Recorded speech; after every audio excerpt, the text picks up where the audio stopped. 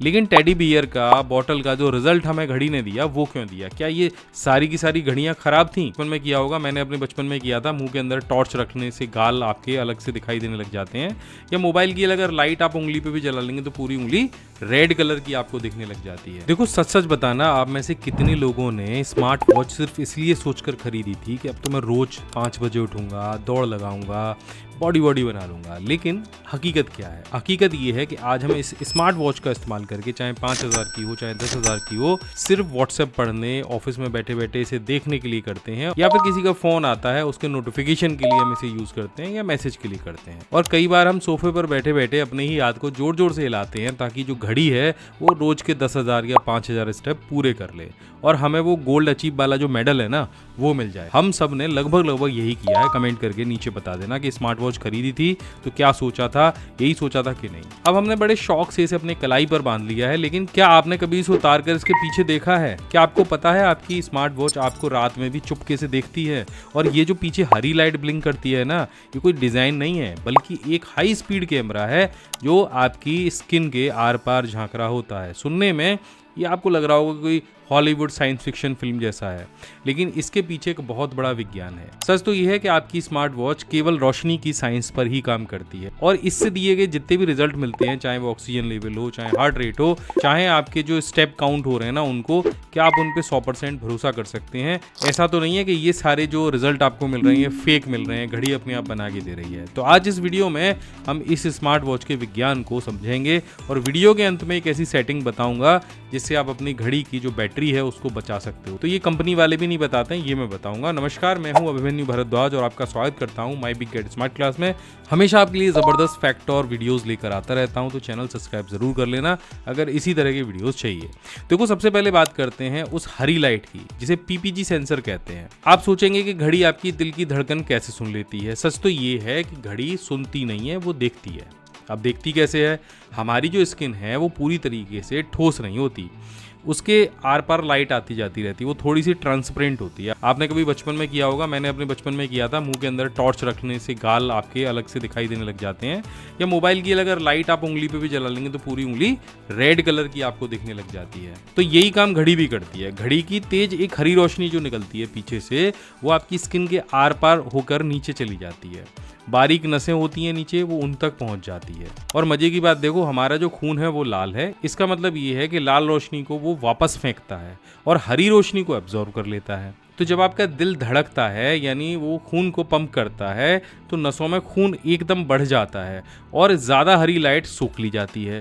और जब धड़कन के बीच का जो गैप होता है उसमें खून कम होता है तो लाइट कम सोखी जाती है। अब घड़ी के अंदर लगा सेंसर हर सेकंड सैकड़ों बार लाइट को फेंकता है और वापस आने वाली लाइट को नापने लग जाता है।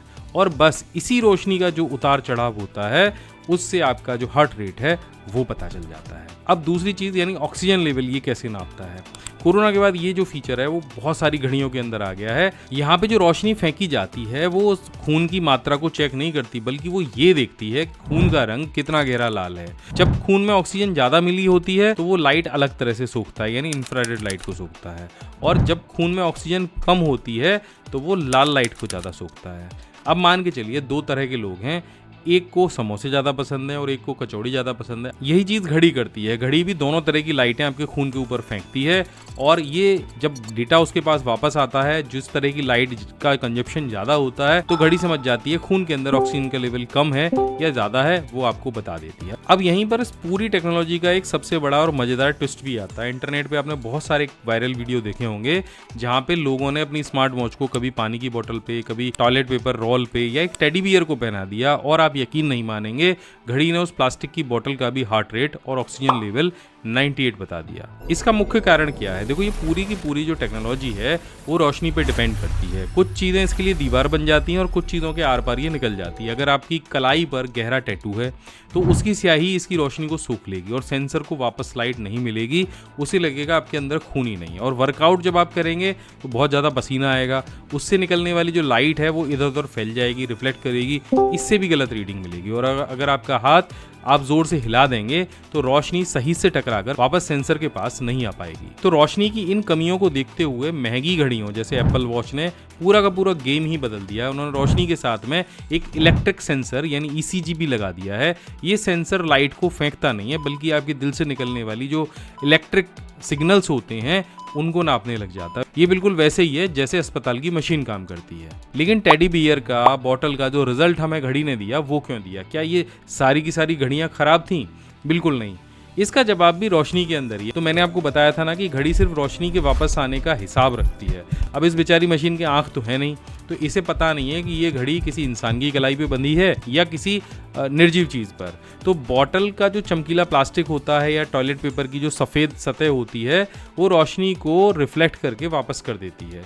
और इस घड़ी के सॉफ्टवेयर को लगता है कि अरे वाह, यहाँ तो खून बह रहा है, ये तो लाइट वापस आ रही है, और वो उस लाइट के रिफ्लेक्शन को कैलकुलेट करके एक फर्जी डेटा आपकी स्क्रीन पर दिखा देती है। हाँ, स्टेप जब आप चलते हैं तो उसमें लाइट काम नहीं आती, उसके लिए इसके अंदर एक छोटा सा सेंसर लगा होता है जिसे एक्सेलेरोमीटर कहते हैं, और इसके अंदर एक छोटा सा पेंडुलम होता है जो बड़ी घड़ी के अंदर होता था। जब आप चलते हो तो हाथ एक खास पैटर्न में हिलता है, और जब आप बाइक पर गड्ढों के ऊपर से होकर जा रहे होते हो तब भी ये पेंडुलम हिलता है और घड़ी को लगता है कि आप 100 कदम चल रही है। इसलिए स्टेप कभी भी 100% सटीक नहीं आते हैं। किसी घड़ी में ज्यादा स्टेप्स दिखा देता है, किसी घड़ी में कम स्टेप्स दिखा देता है।